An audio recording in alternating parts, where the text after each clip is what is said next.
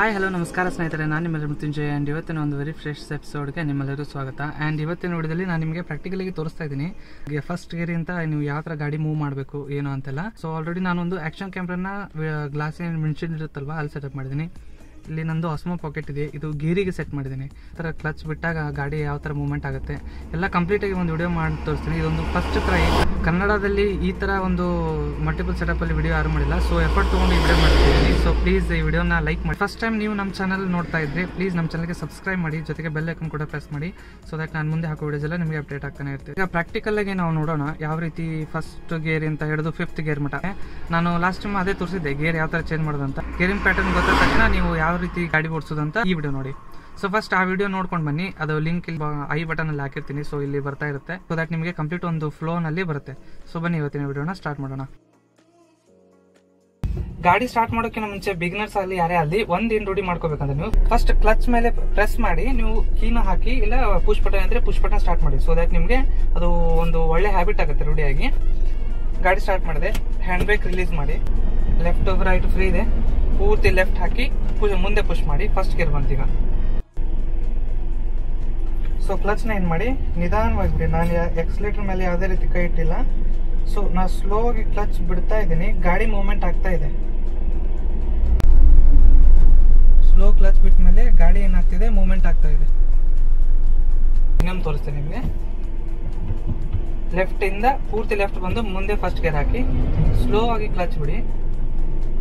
ನೀವು ನೋಡ್ತಾ ಇರ್ಬೋದು ಗಾಡಿ ಮೂವ್ಮೆಂಟ್ ಆಗ್ತಾ ಇದೆ. ನಾ ಇನ್ನೂ ಎಕ್ಸಲೇಟರ್ ಮೇಲೆ ಯಾವುದೇ ರೀತಿಯಾದ ಕಾಲ್ ಇಟ್ಟಿಲ್ಲ. ಸೊ ಎಕ್ಸಲೇಟರ್ ಮೇಲೆ ಯಾವುದೇ ಕಾಲ್ ಇಟ್ಟಿಲ್ಲ. ಸೊ ಫಸ್ಟ್ ಗೇರ್ ಅಲ್ಲಿ ಏನಂದ್ರೆ ನಿಮಗೆ ಅಟ್ಲೀಸ್ಟ್ ಒಂದು 10 ಕಿಲೋಮೀಟರ್ ಸ್ಪೀಡ್ ಅಲ್ಲಿ ಹೋಗುತ್ತೆ. ಸೊ ಆಮೇಲೆ ಏನ್ ಮಾಡಿ ನೀವು ಪುಷ್ ಕೊಡಿ. ಎಲ್ಲಿ ಮಟ್ಟ ಪುಷ್ ಕೊಡ್ತೀರಾ ಅಂದ್ರೆ 2000 RPM ಮಟ್ಟ ಬರ್ಲಿ. 2000 RPM ಬಂದ್ಮೇಲೆ ನೀವು ಗೇರ್ ಚೇಂಜ್ ಮಾಡಿ. ನೆಕ್ಸ್ಟ್ ಈಗ 30 ಮಟ್ಟ ಹೋಗ್ತಾ ಇದೆ, ಮತ್ತೆ 2000 RPM ಬರ್ತಾ ಇದೆ. ನಾನು ಸೆಕೆಂಡ್ ಗೇರಿಂದ ಸೀದಾ ಪುಷ್ ಮಾಡಿದ್ರೆ ಇದು 3rd ಗೇರಿಗೆ ಹೋಗುತ್ತೆ. ಈಗ ಸ್ಪೀಡ್ ಬಂದ್ಬಿಟ್ಟು ಅಪ್ರಾಕ್ಸಿಮೇಟ್ಲಿ 45 ಮಟ್ಟ ಇದೆ. ಸೊ ನಾನು ಇವಾಗ ಮತ್ತೆ ಕ್ಲಚ್ ಪ್ರೆಸ್ ಮಾಡಿ 4th ಗೇರ್ ಹಾಕಿದ್ದೀನಿ. ನೋಡಿ ಈಗ 4th ಗೇರ್ ಅಲ್ಲಿ ಇದೆ. ಇನ್ನೊಂದೇನು ಗೊತ್ತಾ, ನೀವು ಎಕ್ಸಲೇಟರ್ ಕೊಡುವಾಗ ಲೈಟ್ ಫುಟ್ ಅಲ್ಲಿ ಕೊಡಬೇಕು. ಜಸ್ಟ್ ಇಷ್ಟೇ ಪ್ರೆಸ್ ಮಾಡಬೇಕು. ನೀವು ಪೂರ್ತಿ ದವರ್ಷಾಗಿ ಪ್ರೆಸ್ ಮಾಡೋದಲ್ಲ, ಸ್ಲೋ ಲೈಟ್ ಆಗಿ ಪ್ರೆಸ್ ಮಾಡಿ. ಈಗ ಓಡಿಸ್ತಾ ಇದ್ದೀನಿ ನಾನು, 2000 RPM ಮಟ್ಟ ಇದೆ. ನಮ್ಮ ಗಾಡಿದು 5th ಗೇರ್ ಹೋಗ್ಬೇಕಂದ್ರೆ ಮಿನಿಮಮ್ ಸ್ಪೀಡ್ ಬಂದ್ಬಿಟ್ಟು 70. ಸೊ ಈಗ 70 ರೀಚ್ ಆಯ್ತು. ನಾನು 4th ಗೇರಿಂದ ಪುಷ್ ಮಾಡಿ ಪೂರ್ತಿ ರೈಟ್ ಸೈಡ್ ತಗೊಂಡು ಮುಂದೆ ಹಾಕ್ತಾ ಇದ್ದೀನಿ. ಸೊ ಈಗ ಬಂದ್ಬಿಟ್ಟು ಗಾಡಿ 5th ಗೇರ್ ಅಲ್ಲಿದೆ. ಗಾಡಿ ಈಗ 5th ಗೇರ್ ಅಲ್ಲಿದೆ. ಈ ತರ ಓಡಿಸುವಾಗ ಸ್ವಲ್ಪ ಹಾರ್ನ್ ಎಲ್ಲ ಕರೆಕ್ಟ್ ಆಗಿ ಯೂಸ್ ಮಾಡಿ.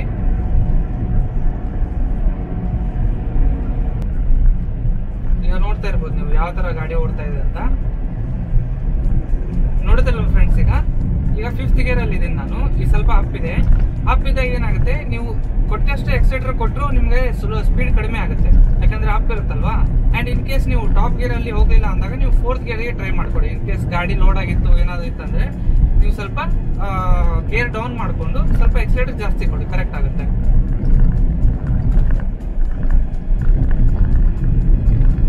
ನೋಡ್ತಾ ಇದ್ರಲ್ಲ ಫ್ರೆಂಡ್ಸ್ ಯಾವ ರೀತಿ ಕರೆಕ್ಟ್ ಆಗಿ ಡ್ರೈವ್ ಮಾಡ್ಬೇಕಂತ.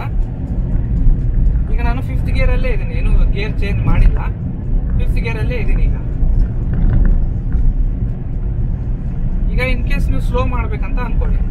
ಈಗ ನಾನು ಇಲ್ಲೆಲ್ಲೋ ಸ್ಲೋ ಮಾಡಬೇಕು. ಅವಾಗ ನಿಮ್ಗೆ ಜಸ್ಟ್ ನೋಡ್ಬೇಕು ಯಾವ ಸ್ಪೀಡ್ ಅಲ್ಲಿ ಇದೆ ಗಾಡಿ. 60 ಬಂತಂದ್ರೆ ನಾನು ಈಗ 4th ಗೇರಿಗೆ ಹಾಕಿದೆ. ನೆಕ್ಸ್ಟ್ ಈಗ ಮತ್ತೆ 70 ಮಟ್ಟ ಬಂತು, ಆಮೇಲೆ ಚೇಂಜ್ ಮಾಡಿದೆ ನಾನು ಗೇರ್.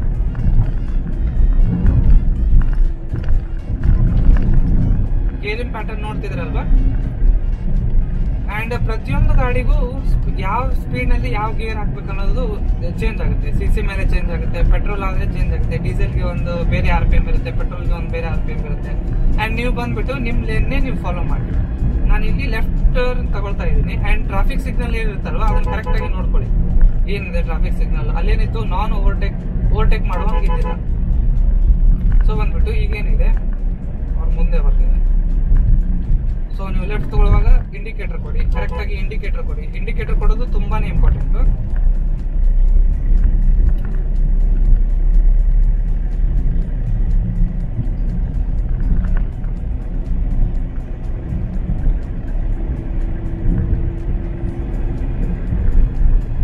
ಓಕೆ ಫ್ರೆಂಡ್ಸ್, ಈಗ ನೋಡಿ 5th ಗೇರ್ ಇರ್ತದೆ ಗಾಡಿ. ಇನ್ನೊಂದೇನಂದ್ರೆ ತುಂಬಾ ಜನ ಕೇಳಿದ್ರು ನನಗೆ 5th gear to first gear ಹಾಕ್ಬೋದಾ ಅಂತ. ಸೊ ಒಂದೇನಂದ್ರೆ 5th gear to first gear ಯಾವತ್ತೂ ಹಾಕಬಾರ್ದು. ಡೈರೆಕ್ಟ್ ಆಗಿ ನೀವು ಚೇಂಜ್ ಮಾಡೋದಾದ್ರೆ ನಿಮ್ ಇಂಜಿನ್ ಮೇಲೆ ತುಂಬಾನೇ ಎಫೆಕ್ಟ್ ಆಗುತ್ತೆ 5th gear to first gear ಹಾಕಿದಾಗ. ಸೊ ಅದಕ್ಕೆ ಏನ್ ಮಾಡಿ ಗೊತ್ತಾ, ಈಗ ನೀವು 5th ಗೇರ್ ಅಲ್ಲಿ ಇರ್ತೀರಾ, ನೀವು ಫಸ್ಟ್ ಗೇರ್ ಬರ್ಬೇಕು. ಫಸ್ಟ್ ಏನ್ ಮಾಡಿ, ಕ್ಲಚ್ ಒತ್ತಿ ನ್ಯೂಟ್ರಲ್ ಮಾಡ್ಕೊಳ್ಳಿ. ನ್ಯೂಟ್ರಲ್ ಮಾಡ್ಕೊಂಡು ನಿಮ್ಗೆ ನಿಲ್ಲಿಸ್ಬೇಕಲ್ವಾ ಸ್ಲೋ. ನಿಮ್ಗೆ ಫಸ್ಟ್ ಗೇರ್ ಬರ್ಬೇಕಂದ್ರೆ ಏನ್ ಮಾಡ್ಬೇಕು, ನಿಮ್ ಸ್ಪೀಡ್ 10 to 15 ಅಲ್ಲಿ ಇರ್ಬೇಕು. ಈಗ ನೋಡಿ, ಈಗ 40 ಬಂತು, 30 ಬಂತು, 20 ಬಂತು. ನಿಮ್ಗೆ ಸ್ಲೋ ಮಾಡ್ಬೇಕಾದಾಗ ಈಗ ಫಸ್ಟ್ ಗೇರ್ ಹಾಕೊಳ್ಳಿ.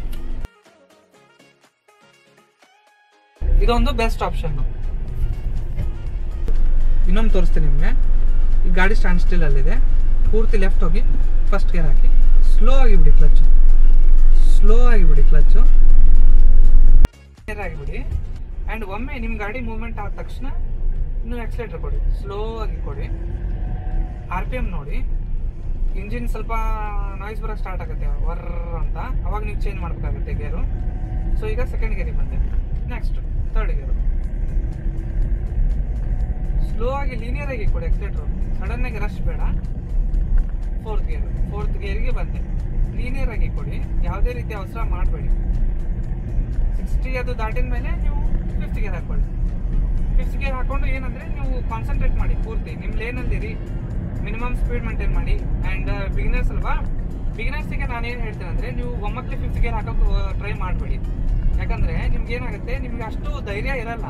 ನೀವು ಅಟ್ಲೀಸ್ಟ್ ಒಂದು 100 to 150 ಕಿಲೋಮೀಟರ್ಸ್ನ just 3rd to 4th ಗೇರು ಅಂದ್ರೆ 100 ಕಿಲೋಮೀಟರ್ಸ್ ರೈಡ್ನ ನೀವು ಪ್ರಾಕ್ಟೀಸ್ ಮಾಡಿ. ಆದ್ಮೇಲೆ ನೀವು 5th ಗೇರ್ ಹಾಕಿ ನಿಮ್ಗೊಂದು ಕಾನ್ಫಿಡೆನ್ಸ್ ಸಿಗುತ್ತೆ. ಅಲ್ಲಿ ಮಟ್ಟ ನೀವು 5th ಗೇರ್ ಹಾಕಕ್ಕೆ ಕಾನ್ಫಿಡೆನ್ಸ್ ಸಿಗಲ್ಲ. ಈಗ ಸಡನ್ ಆಗಿ ನಿಲ್ಲಿಸ್ಬೇಕಂದ್ರೆ ನ್ಯೂಟ್ರಲ್ ಮಾಡ್ಕೊಳ್ಳಿ. ನೀವು ಹೈವೇ ಅಲ್ಲಿ ಸೈಡ್ ನಿಲ್ಲಿಸ್ಬೇಕಂದ್ರೆ ಇಂಡಿಕೇಟರ್ ಕೊಡಿ. ಆಮೇಲೆ ನೀವು ಬಂದು ನಿಮ್ ಗಾಡಿನ ಸ್ಟಾಪ್ ಮಾಡ್ಕೊಳ್ಬೋದು. ಇವತ್ತಿನ ವಿಡಿಯೋದಲ್ಲಿ ನೀವು ನೋಡಿದ್ರಲ್ವಾ ಯಾವ ರೀತಿ ಫಸ್ಟ್ ಗೇರ್ ಇಂದ 5th ಗೇರ್ ಹಾಕ್ಬೇಕಂತ, ನಿಮ್ಗೊಂದು ಪ್ರಾಕ್ಟಿಕಲ್ ಲೆಸನ್ ಹೇಳಿದೀನಿ. ನೀವು ಈ ವಿಡಿಯೋದಲ್ಲಿ ಯಾವುದೇ ರೀತಿ ಸ್ಕಿಪ್ ಮಾಡಿ ನೋಡಿದ್ರೆ ಪ್ಲೀಸ್ ಇನ್ನೊಮ್ಮೆ ನೋಡಿ, ಸೊ ದಟ್ ನಿಮಗೆ ಕಂಪ್ಲೀಟ್ ಆಗಿ ಅಂಡರ್ಸ್ಟ್ಯಾಂಡ್ ಆಗುತ್ತೆ. ನಾನು ನಡುವೆ ಒಂದು ಹೆಲ್ಪ್ಫುಲ್ ಪಾಯಿಂಟ್ಸ್ ನ ಹೇಳಿದ್ದೀನಿ. ತುಂಬಾನೇ ಕೇಳಿರೋ ಕ್ವೆರಿ ಅಂದ್ರೆ 5th gear to first gear ಹೋಗಬಹುದಾ ಅಂತ. ಗೇರ್ ಅಲ್ಲಿ ನಿಮ್ ಗಾಡಿ ಸ್ಪೀಡ್ ಮಿನಿಮಮ್ 70 to 80 ಇರುತ್ತೆ. ಸೊ ಅಂತ ಟೈಮಲ್ಲಿ ನೀವು ಸಡನ್ ಆಗಿ ಫಸ್ಟ್ ಗೇರ್ ಹಾಕಕ್ಕಾಗಲ್ಲ. ನೀವು ಹಾಕಿದ್ರಿ ಅಂತಂದ್ರೆ ಏನಾಗುತ್ತೆ, ನಿಮ್ಗೆ ಇಂಜಿನ್ಗೆ ಡ್ಯಾಮೇಜ್ ಆಗೋ ಚಾನ್ಸಸ್ ಇರುತ್ತೆ. ಸೊ ಅದಕ್ಕೋಸ್ಕರ 5th gear to first gear ಯಾವುದೇ ರೀತಿ ಹಾಕ್ಬೇಡಿ. ಸೊ ಇನ್ ಕೇಸ್ ನೀವು ಸಡನ್ ಆಗಿ ಹೋಗ್ತಿರ್ತೀರಾ, ನಿಮ್ಗೆ ಮುಂದೆ ರೋಡ್ ಬ್ರೇಕ್ ಏನೋ ಬರುತ್ತೆ ಅನ್ಕೊಳ್ಳಿ, ಅವಾಗ ನೀವೇನ್ ಮಾಡಿ ಅಂದ್ರೆ 5th ಗೇರ್ ಇರ್ತಿರಲ್ವಾ, ಕ್ಲಚ್ ಒತ್ತಿ ನ್ಯೂಟ್ರಲ್ ಮಾಡ್ಕೊಳ್ಳಿ. ನ್ಯೂಟ್ರಲ್ ಮಾಡ್ಕೊಂಡು ಸ್ಲೋ ಆಗಿ ಲೀನಿಯರ್ ಆಗಿ ಬ್ರೇಕ್ ನ ಪ್ರೆಸ್ ಮಾಡಿ 15 to 20 ಕಿಲೋಮೀಟರ್ ಸ್ಪೀಡ್ ಬರೋ ತನಕ ನೀವು ಬ್ರೇಕ್ ನ ಪ್ರೆಸ್ ಮಾಡಿ. ಅದಾದ್ಮೇಲೆ ಏನಾಗುತ್ತೆ, ನಿಮ್ ಗಾಡಿ ಸ್ಲೋ ಆಗುತ್ತಲ್ವಾ, ಅವಾಗ ನೀವು ಫಸ್ಟ್ ಗೇರ್ ಹಾಕೊಳ್ಳಿ.